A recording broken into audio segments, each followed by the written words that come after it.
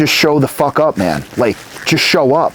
I fucking failed from 19 to 26 trying to get this business done. I went backwards in life for 7 fucking years. That's 7 years backwards. If you take my combined income and you take I'm fucking 37 to 19, I'm probably at like $120,000 a year average. I've had monster years. I've had some hard years. I've saved my money and I've lived within my means, so I've been able to survive the hard years off savings. But like, dude, when you're an entrepreneur, you don't get the fucking security of like, oh, what are you gonna pay me? Like, no, dude, if you want what I have, you gotta go out into that fucking war and swing that sword. And you could get your head cut off. You could not make it. You most likely won't make it, but in business, you get to get up and fight again. Yeah. Obviously, with like a war, you die and it's over, but it's a battle. Show up and try. There are no guarantees in business. If you want the lifestyle, you want to be the man. If you want to be me, you got to show up. You got to try. If I acted that way, how much are you going to pay me? If I started saying, what are you going to fucking pay me on day one would have ended. It would have been over, the game over. And that's why, I don't know, hopefully the motherfucker's listening.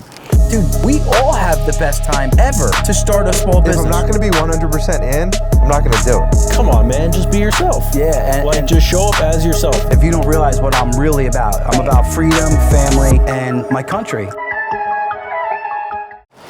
Jamie, welcome back. Cheers. Hey, cheers. I got an energy drink. I got to drive up to Wyndham after this. I think you guys are shipping me some meals right to my doorstep at the cabin, 3 hours away. That is awesome. Your boy's a national brand, Ryan. I did it. New Jersey, we did it. That is absolutely awesome. When I was talking to you yesterday, you're like, dude, we'll just ship it to you. I'm like, oh yeah, you can ship it to me now. Like, yeah. Because I was grabbing meals from the Point Pleasant location, which Jess over there is amazing. Yeah, and she is. Headed up, and I'd take it with me up to the mountains, so I had some meals during the week. Now you could ship it directly to me. Congratulations on that. We can get into that more. And I've been crushing the low carb meals, like you said. I need it, dude. I had to dump out some of that rice you had in there. It's not good for the big boys. Yeah. So now we have the cauliflower rice modification, which is helping me big time. Sounds delicious. It's good. It's really good. So I like to start it off talking about why I want people on the show. You've been on the show already, but it's about people who care about their community, their family, and chasing financial freedom for themselves and the loved ones around them. And you embody that. You give back to your community all the time, to name a couple, Lunch Break and Children's Specialized Hospital. You do a ton for them. We're actually going to your gala next weekend, Saturday. It's sold out. Yep. That's awesome. You got a ton of big names in the room and people looking to write some checks to help children here locally, as well as just a plethora of other organizations that you either sit on the board or donate to. So you embody everything. Yeah. That we want on Fireside. We're going to talk about business ownership and how tough it's been the last few years in this economy. We're going to talk about the national brand and where Eat Clean Bro and Jamie and his family is going moving forward. So yeah. I'm excited, dude. I'm excited too. Good. I'm glad you're here. Yeah. So, national brand. Yep. I want to talk about that. I know that you delayed this due to the economy, and we'll get into the economy in a minute. But what does that really mean for people who don't understand logistics and having a food company like you are? It was delayed because my construction was delayed during COVID, and I could point fingers left and right. I mean, there were a number of reasons. Doing construction during COVID was the worst time to do construction in the history of modern civilization, between permit delays, supply chain issues, increased costs. Wow, it's death by 1,000 cuts. But I lived, and it was just delay after delay. I got certain events just blew me apart, and I had to put my company back together. I built my company from nothing, so putting it back together it happens sometimes. Sometimes you have to readjust. I did, turn the company around, but there was a lot of steps. We needed the machinery, the packaging, the logistics, the technology. There's so many parts. and operating as like, I am not a small business, but like, I don't have the resources at my disposal that most of these big guys have, and it's tough. It's tough. So like, you do make mistakes and you pay for them.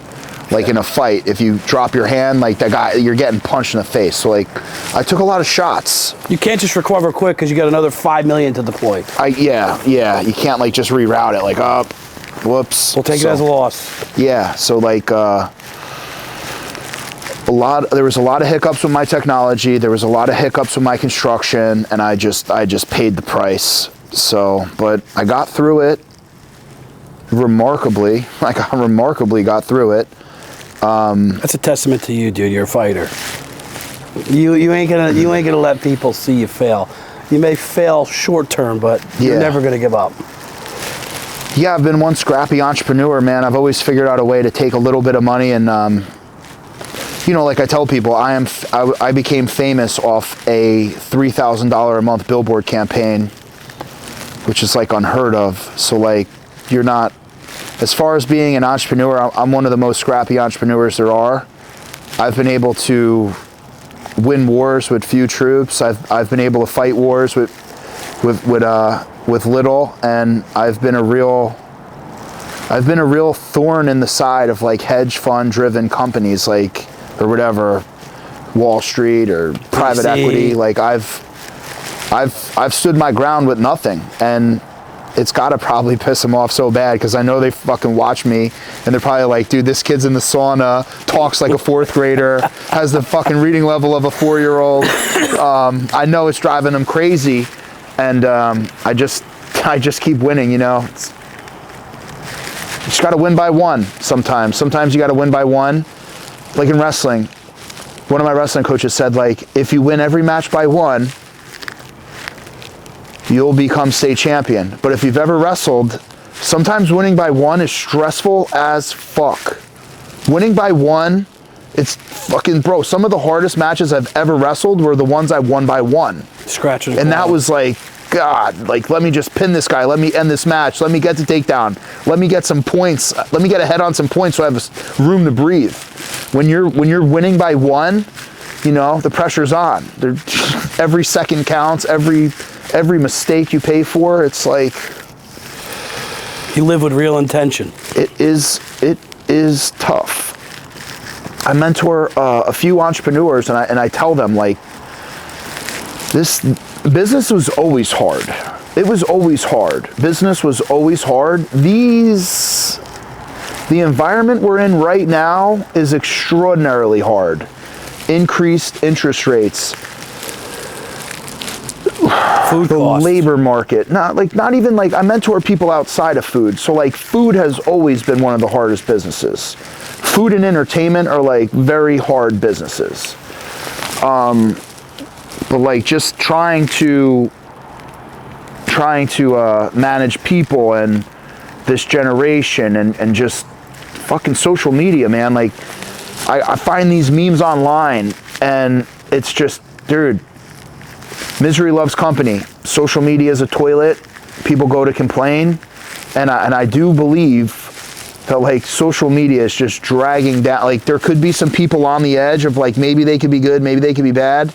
But like, the more time you spend on social media, like, it just, like, I truly know what it takes to be successful. So that doesn't get me. But when I had the turning point in my life, you reach a point in your life and you'll never go back.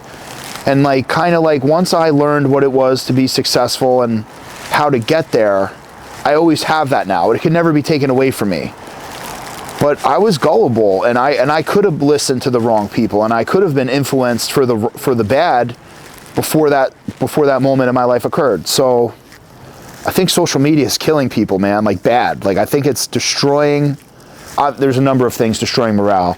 Obviously, like, student loans are destroying morale, the cost of healthcare, and then also the service you get with healthcare is destroying morale. I mean, you could go on and on and on about what is destroying the morale of this country, but ultimately, the economic times fucking suck. People are working more, making less. The dollar isn't doing what it used to do, and people are struggling out there, and it's really bad, and it's really fucking hard. Yeah, the current economy we're in the last few years is Absolutely disastrous, especially for a small business owner, for everybody. I mean, it's just wild how it's specifically 3 years. Yeah. And it's completely related to one event. And it just is comical. It's definitely. And it's not funny because I'm suffering everybody's suffering. Everyone's suffering, Everyone's but suffering. it's like, wow. You how did this happen? And that's why Fireside America is so important to me. I mean, we definitely help coach up, sales teams and sales contributors, but it's mainly about helping people become business owners and controlling their own destiny. Yeah. Because it's so hard to make money inside of an organization and live. I kid you not, and I'll say this quick. Let's say you live Ocean County, Monmouth County, and you want to live in a decent neighborhood, a decent town, have money to go to dinner. Your first $100,000 as a young guy, it's taking up your rent money, a decent car insurance, your food bill, and your college loans. Medical costs. Your next $100,000, right? So now you're making $200,000 of a household. So the wife coming in now pays for that $500,000 to $700,000 house, all the bills affiliated with that, some children now, and the cost of that lifestyle. So now if you want to go on vacation, you want to save for retirement, you want to try to start a business, you got to make at least $300,000 in the tri-state area to be in upper middle class. That's a lot of money.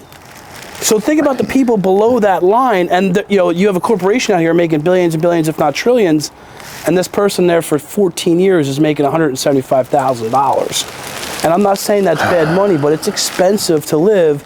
And then what they did the last 3 years almost seems intentional. Like you totally wanted to throw a wrench in the wheel that was running smooth to hurt the American people. It's frustrating. I look at it like the pendulum is swinging back. I think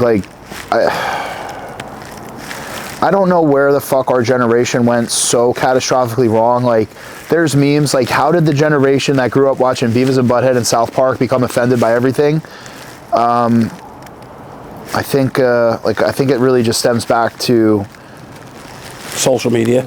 Yeah, because essentially, man, I always talk about the way I grew up and the people I was surrounded by, and I always talk about the old Jewish guys who gave me lots of advice when I was a kid, and I learned from older Jewish conservative men, and I was always around really successful people. And back in the day, there was this guy Al. It was Al and Al, and Al had sold his company to Kodak for gigantic money, and he was very successful, retired, had the he had the S, the S500, whatever. He had the Mercedes. He was always playing golf. He was living good. His net worth was insane. And back in the day, you used to meet people in real life and their net worth checked out. Maybe they had exotic vehicles with mansions and suits, and you were like, damn, not sure what the fuck this guy does, but he's definitely making money and it's verified. And I would always surround myself with people who were like that, young, successful, a lot of older guys too, a lot of financially successful men. And now I could say something on social media and Clarence in a trailer could be like, fuck you, Jamie, you don't know what you're talking about. And now it's dude, we're going tit for tat on an Instagram thread. And it's dude, you have a self-made multimillionaire entrepreneur who's in the community giving back left and right, who's a good man, who's a good father, a good husband, versus just this random dude who's just trolling me. Yeah, but Rogan says, you can't pay attention to comments. It's not about me paying attention. I know who I am. I know what I bring to the table. It's about some kid looking for help on social media, not knowing where to go. Yeah. And there's whatever. Now you could buy the blue check mark. The blue check mark wasn't good either because it used to just verify these fucking models. And what the fuck are they doing? All right, congratulations. You're smoking hot.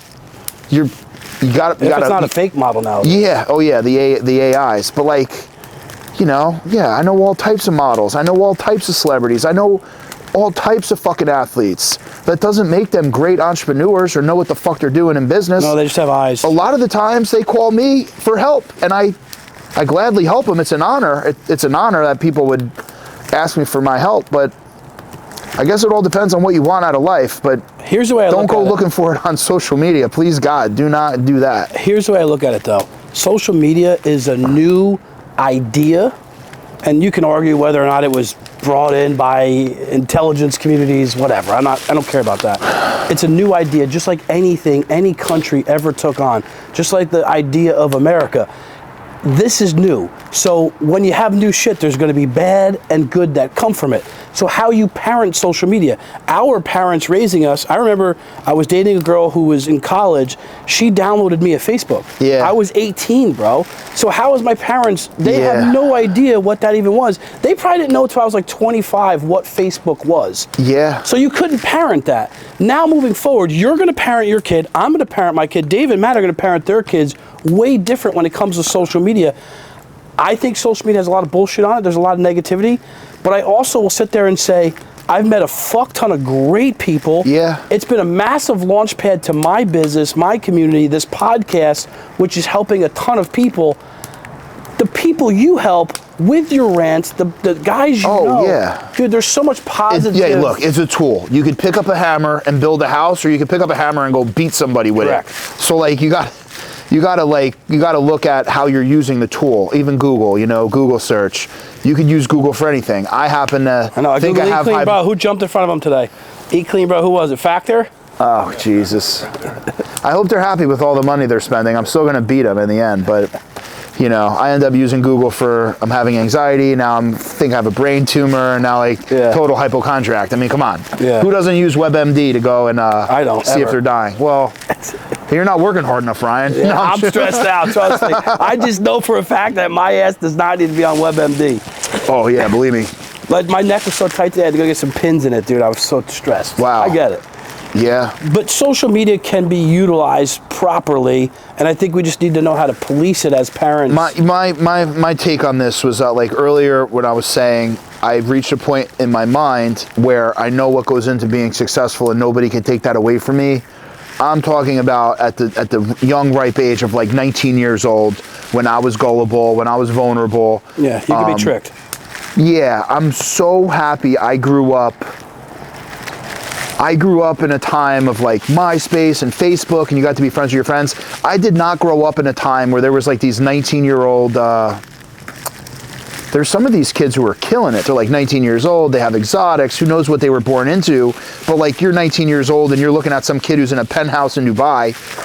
It's really like women and Barbie, right? They're like, it's unrealistic expectations, and like they're boycotting Barbie or whatever, but it's the same thing with men in business. Like 19-year-olds should not be making multi-millions. Like, that's just not normal. It's like a complete outlier. Some do. But so I'm going to inject this question. So, like, the NIL deals with these young kids that are coming their freshman year of college. I mean, I think they deserve it, 100%. But yeah, oh, dude. Oh, yeah. So bad. But it is an incentive to work hard at a sport to have a prize at the end of it, right? Especially if you come from shitty communities. I think it's good. Yeah, I think the NIL deal is good. Because, dude, before, the colleges were making all the money off the kids. That's the kids' money. Like, people are watching the shit. Like, let the kids make the money. I'm also going to challenge you. I've been doing financial planning for 17 years. You know how many guys I knew that had Aston Martin Vantages, $8 million homes, the vacation pad, and they are levered every which way sideways in 6 different businesses up to wazoo. Yeah. And they end up on their ass. So it's always gone on. It happens easier than you think, man. 100%. I'm not saying it doesn't. I'm angry because I did everything right and I still got thrown on my ass. You still have your house. I still have my house, dude. I still have my house. I still have my business. I'm not missing loan payments. But like, it's been tough. It's been, dude, doing construction in New Jersey, man, I cannot believe the beating they put me through for no reason. I mean, it's fucking astronomical. I want to move on to the positive things what you're doing. Yeah. So national brand, and we both went on a tangent. It's our ADHD all over the map. So national brand, obviously to simplify it, you guys are utilizing a service. Obviously, Eat Clean Bro vans aren't going from here to California in 2 days. You guys are able to ship to any corner of the country? Yes. That is amazing. Yeah, it's, I got to tell you, man, like, I'll talk shit, like you brought up Factor. Those guys are spending a ton of money. Blue Apron spent a ton of money. There was Plated, they spent a ton of money. There's all Home Chef, Green Chef, like there's all these giant companies that are just spending crazy money. And what that's doing is creating an infrastructure of like refrigerated 3PLs, and all these like things are being created to get products to homes. And it was funny because I was a pioneer of the space, and when you pioneer something, you pay the most for it.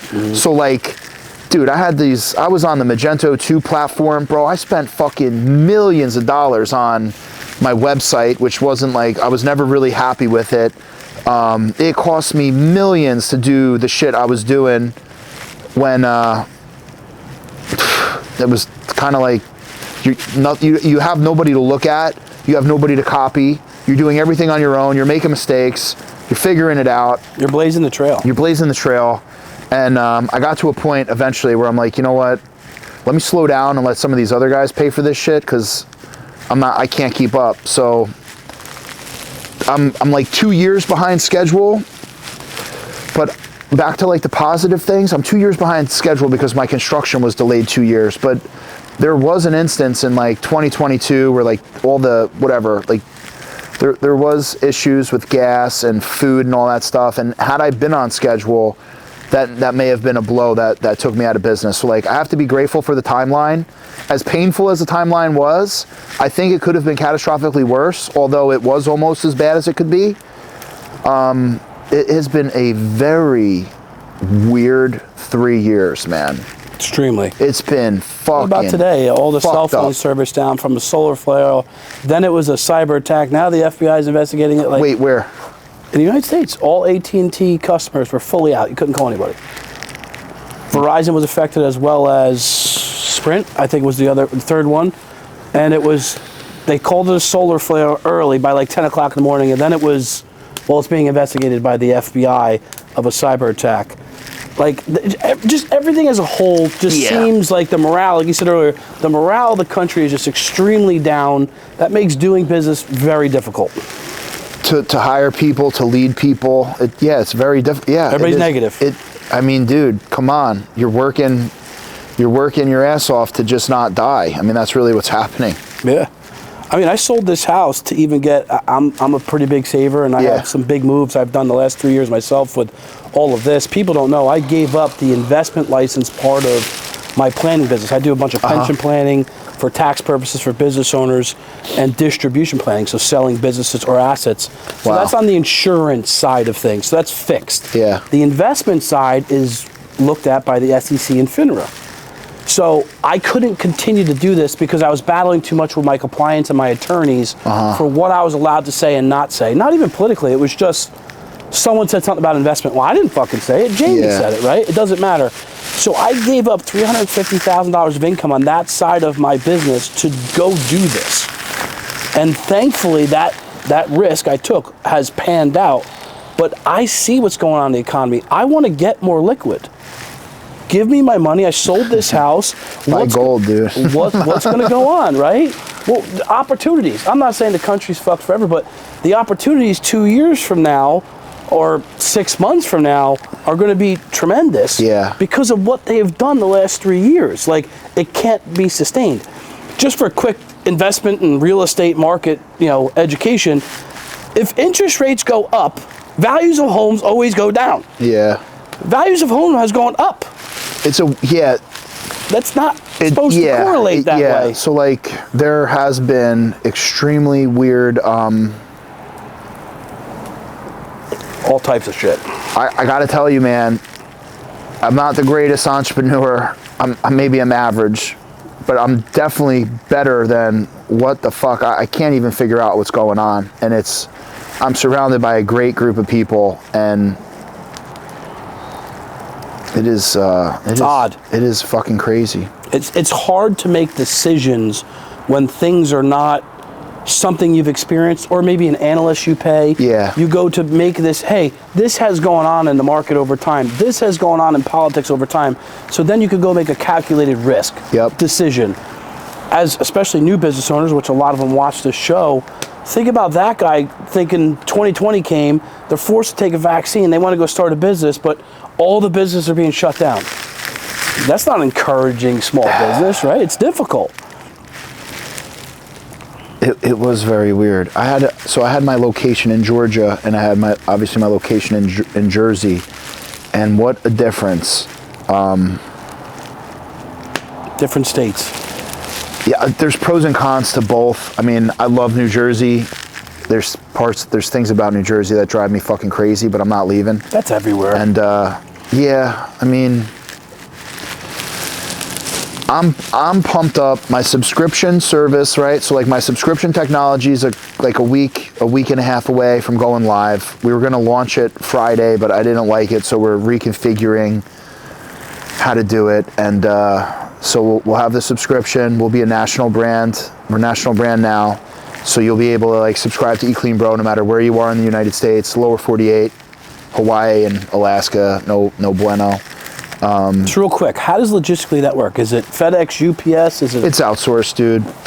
You know, we get it in the box. The box is good for 72 hours. We do 2-day, so like that gives us like a 24-hour buffer. Mm-hmm. And you know, we'll see. The handling of the meals, man, drives me crazy. Like somebody stomped a box, like a box got stomped.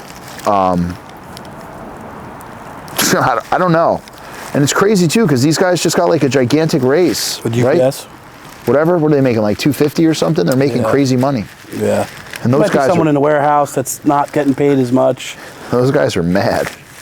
Yeah. Well, listen, that's a big accomplishment. You're a guy right here from Jersey that started with $300. Yeah. Cooking out of the back of Nona's, making relationships with the right people, blowing this business up. You're extremely charitable.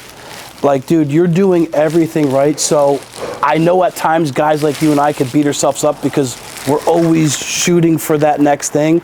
I can tell you as a friend and somebody who has seen a shit ton of successful business owners and bad ones, like, you're doing a great job. Thanks, man. Like, you, your wife, your team, you guys kill it. It's something to look up to. All these young people should. I love my wife so much, man. Like, I tell her, like... Happy anniversary. Oh, yeah, 10 years, man. Been together 10 years. She's an incredible entrepreneur. I mean, I'd like to think I taught her everything she knows. My wife has always been extremely focused. Women are more organized. Yeah, like when we bought our first house, you know, I used Troy Sears, local lender, and he's Troy like, "Oh, getting to the event or what?" Yeah, Troy should be there. Troy will be there. So she filled out the paperwork, and Troy's like, "Oh, you know, well, you must have missed that." And he's like, she filled out the mortgage paper in like it was a stack. She filled it out in like 30 minutes. Yeah, that would take you and I like 5 days. Years. She's always been just. She's so incredible, man, and she's a good balance to you. Counterbalance. Well, I don't think I could respect a weakling, you know? Mm-hmm. Like, Kayla is fucking tough.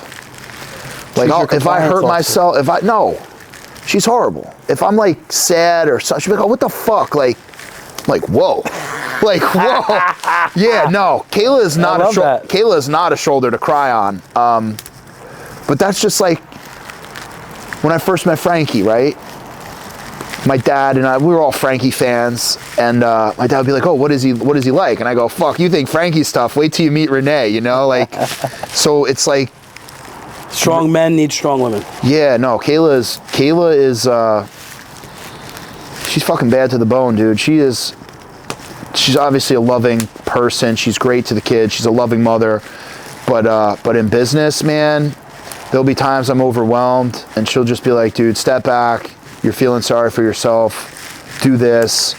And I'm just like, whoa, like, you're right. You know, like, you're right. So it's good. It's good to have that. Like, she's not scared of fucking, the pressure is intense, and the stress that we've been under has been, I'm a self-funded entrepreneur, dude. Like, I don't know if people can comprehend how fucking crazy it is at what I've done. They can unless they did it. They just think of this guy's loaded, so what, you had a bad year. They don't get it. No, it's been like 3 bad years, but like, I'm saying in general, they just think like, "Oh, that guy had a bad year. He's got Mercedes." That's the typical thought process of an American. But Oh yeah, dude. There's no safety net. There's no parachute. Yeah, it's all in. You're I all am in. fucking all in, dude. Yeah. So, and my wife is too, and she believes in me. And that's what, like, she was the first person.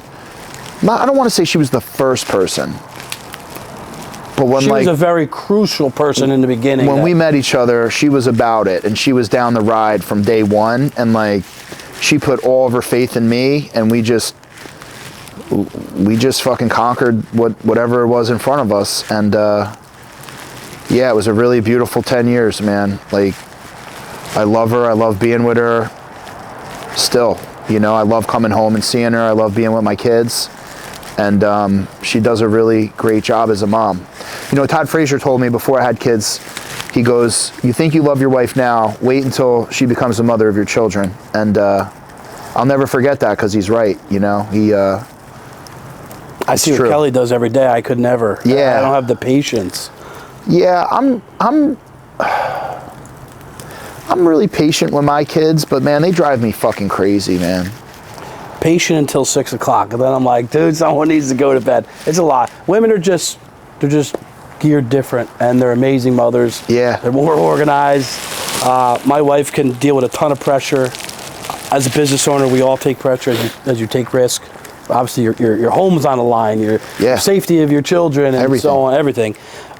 You need a tough woman in the trenches with you, and obviously you have that. I have that. So she won't fold, dude. Neither will I. So it's like, sometimes you have a moment of weakness, you know. She has them, sometimes I have them, but we're always there to kind of like pick each other up. And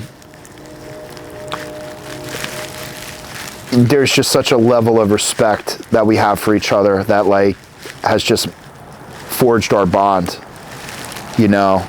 Special. It's special. It's so special. Like, people who like marry for looks and shit, like, they don't get to enjoy what me and Kayla enjoy, you know. Like, not that there's anything wrong with looking good, but like, Kayla and I, like, we have forged, I don't, like, I guess, like, being on that journey together, like, I could trust her with my life and never doubt for a fucking second she'd leave me for dead, ever, no matter what. And that is, for a man to be focused, yeah, for a man to be focused on the mission. And like, you know, I was in the military, whatever, I hurt myself really bad, I got honorably discharged, but you could see the guys who had girlfriends at home who were fucking not good, they weren't the same as the guys who had the girls at home that like they knew were good. And when you go out into the world as a man, you also see that you're in competition with every motherfucker out there. Everybody's trying to take your money. So you build alliances with guys you align with. Like, there's certain things I look for in people, but at the end of the day, we're all in competition. We're all trying to make money. And man, if you don't have the right woman by your side handling things, it will make or break a man. It is the most important decision a man can make, is the woman they marry. It's like, you know, if you take it back in ancient times, Keaton, my buddy, who's speaking at the event, he talks about this a lot. You know, it's king and queen, and he really believes that. Oh, I'm the king, this is my queen, and you can't become a king until you have a queen. Exactly. And I think it's overlooked a lot, especially in today's society, maybe tactfully on purpose, but you need that family unit. Without a doubt. Especially if you're going for big shit. You need to have people who are down. Like, if I was out working and working in the financial space or the coaching space, and I'm thinking my wife's not taking care of my kid, she's drinking by 10 o'clock, or, you know, the pool guy's bending her over. Bent over by the pool guy. Like, I'm not focused on the fucking mission. I don't know what it is, man. Like, when I was a personal trainer, I used to love working out. It was like my life.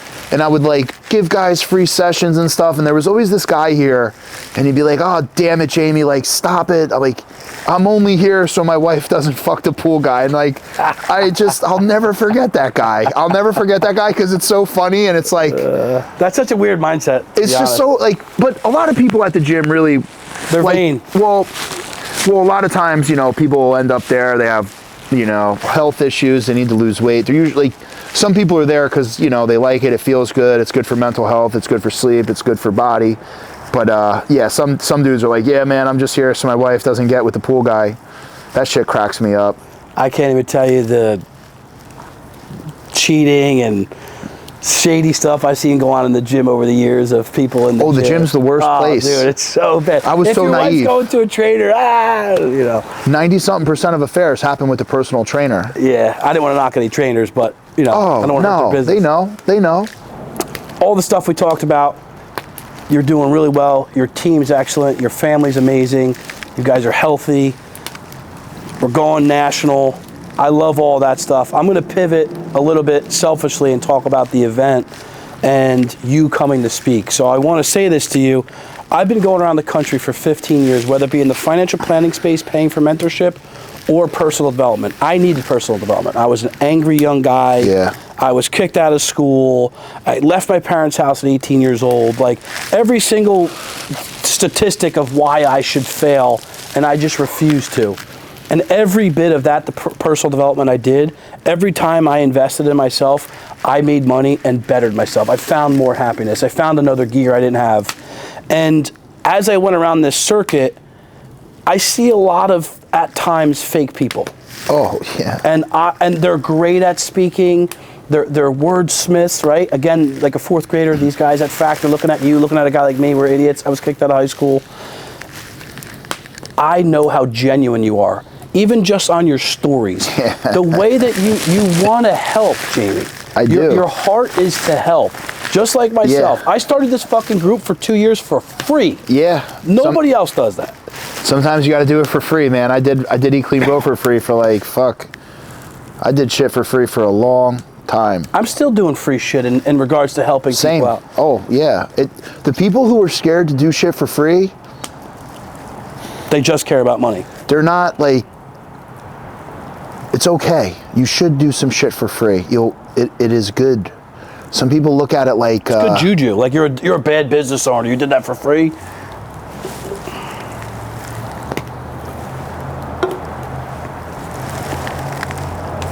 I don't know. I have an example I don't know if I should share because it could be offensive. I like offensive stuff, so share it. I had to fire my sister-in-law, and it was like a family massacre. I mean, it was whatever. It was horrible. She fucking hated me. I did everything I could to make amends.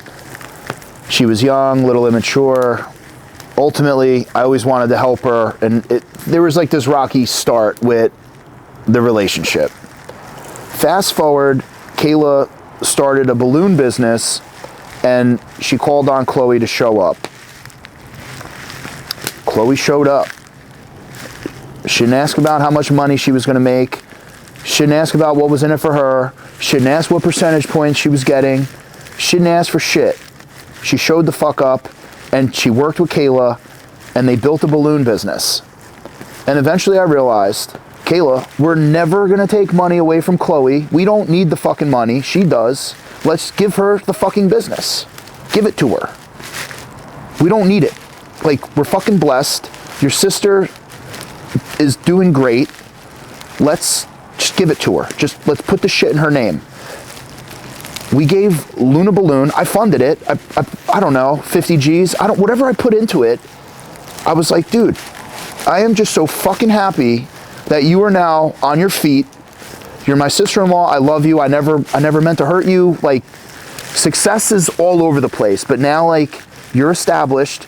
Someday she will be a millionaire, and she's busy. She works her ass off, but she's her own boss. She's free as a bird. She can do whatever the fuck she wants, and it's one of the happiest stories I have in my career. Kayla's brother, on the other hand, who I've tried to talk to multiple times, I had a barbecue business that I could have started with him. I had all these fucking things I could have started with him. Every fucking time you go to do something with this kid, he wants to know how much were you going to pay me? I go, dude, I don't know. I don't fucking know. I lost over $1 million in 2022. I made multiple millions in 2020. As an entrepreneur, I don't fucking know. Yeah. I can't tell you what you're going to make. Let's see how good we can do with it. But if on the first fucking day you show up, you got your hand out with what are you going to pay me, you will never, ever even get a chance to fucking start. So you got a brother and a sister. You got the same coach. One person showed the fuck up and just worked. and it worked out. The other person never even got to fucking get started because how much are you paying me? Dude, it doesn't work that way when you start a business, dude. You got to get fucking customers and fucking hustle and build a book of business. And then you start to get paid. You don't just start getting fucking paid day one. You give me a great point to move to real quick. Transactional characters. And the East Coast has a lot of that. What are you going to do for me? Young kids showing up. I was taught back in the day, Ryan, go to that guy's office and not ask for a penny and just sit there like a fly on the wall and listen to how he closes his business. Listen to how he services his clients. Most kids nowadays, probably because of social media. One of the happiest things that ever happened to me in my life was Chloe and seeing her succeed in business. I'm working on Cole. He'll get there. He'll get there. But it's like, dude, just show the fuck up, man. Like, just show up. I fucking failed from 19 to 26 trying to get this business done. I went backwards in life for 7 fucking years. That's 7 years backwards. If you take my combined income and you take fucking 37 to 19, I'm probably at like $120,000 a year average. Mm-hmm. I've had monster years. I've had some hard years. I've saved my money and I've lived within my means, so I've been able to survive the hard years off savings. But like, dude, when you're an entrepreneur, you don't get the fucking security of like, oh, what are you gonna pay me? Like, no, dude, if you want what I have, you gotta go out into that fucking war and swing that sword. And you could get your head cut off. You could not make it. You most likely won't make it, but in business, you get to get up and fight again. Yeah. Obviously, with like a war, you die and it's over, but it's a battle. Show up and try. There are no guarantees in business. If you want the lifestyle, you want to be the man. If you want to be me, you got to show up. You got to try. If I acted that way, how much are you going to pay me? If I started saying, what are you going to fucking pay me on day one would have ended. It would have been over, the game over. And that's why, I don't know, hopefully a motherfucker's listening. So moving back to why I wanted you to speak is because of that right there, the giving to Chloe, the still wanting to help of Cole. There was a guy that shared my story. I'll get Cole. I will get him. I will fucking get him. You will. It's going to take time. It's been frustrating as hell that I got to just sit back and wait for this guy. When he's ready, I'll be here, unless I fucking die from stress. I don't know. But when Cole's ready, I'll be ready to help him. But it's been like, damn, like, look at your sister, dude. She trusted us. She showed up. We made something happen. It was not a map. There was no crystal ball. I could not have predicted how it was going to happen.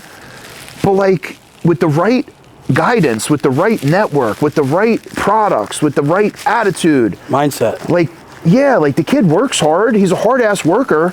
He just has that like short-sighted money, like this money grab. Like, what are you going to pay me? Like, dude, if you want to be a millionaire, you cannot think that way. You want to be a multimillionaire, you can't think that way. If you want to live on a fixed income, but what does a lawyer make, right? I could have got a full-time lawyer for $140, all in. Guy wanted to work for me really bad. I want to speed this up for it rains hard. Oh, all right. Let me finish this out and then we'll roll. You're obviously a giver. Anybody who's watching this realizes you're a giver. And a quick lesson with Chloe. I fired a kid 7 years ago. He just shared my story and said, this guy, I haven't talked to him. Yeah. This guy, very minimum. This guy fired me 7 years ago. I didn't understand it at the time, but it was the most pivotal thing that happened in my life. Came back 7 years later. You fired Chloe. She came back, succeeded. Yeah, it's a beautiful story. That in life is somebody who cares to help. You care to help. You keep showing up to help. You know how much I was kicked in the face and made fun of to do this podcast, to do coaching events on the East Coast? They don't exist here because everybody's a bunch of stubborn bastards. Out on the West Coast, they crush. Yeah, I know. Dude, I was on a call. I was doing like some talking with like a bunch of millionaire kids from Utah. I'm like, Jesus, dude, I gotta get to Utah. Like, fuck New Jersey, man. They're crushing out there, dude. They crush. But that's why I want you to speak at the event. I want you to bring passion. It doesn't have to be the most articulate speech in the world, which I'm sure you'll crush. But I want people who don't have access to you and that are coming from around the country to learn from Jamie and a real fucking guy. Yeah. So listen, before this rain comes, let's close this out. I appreciate you. I can't wait for We didn't talk about the gala, man. Well, gala, let's go. We got a whole bunch of sponsors.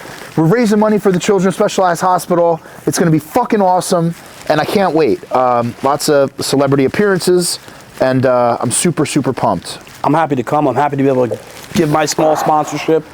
It's a great event. It was awesome last year. A lot of fun, a lot of great people. You're switching up the location this year. It'll be in Freehold, right? Yeah, bringing it back home, baby. Freehold. Bringing it back home. Yeah. My wife and I are super excited. We're leaving our trip early to come back because we're pumped for the gala. Dave West, who was just here, is super excited. Yeah. Children Specialized is a great organization, hospital right here locally. They just built something in Toms River, right? It's going to be awesome. Yeah. Do great things. And then one last thing. So there's no bad blood within my family. I said what I said, but I'll always be there for Kayla's brother, Cole. I will always be there for him. And when he's ready, there will be something ready for him. When he sees maybe the bigger picture and he sees his sister Kayla and his sister Chloe, how life it's not a straight line. Sometimes it's, I don't know Cole, but Cole, this guy is speaking from his heart. And when he gives you the tough business, you probably need it, and it's going to help you, and you will thank him down the road. Dude, this has been fun before it pours on us. Yeah. Let's get underneath the roof. I love you. I appreciate you, dude. Thanks, man. Peace.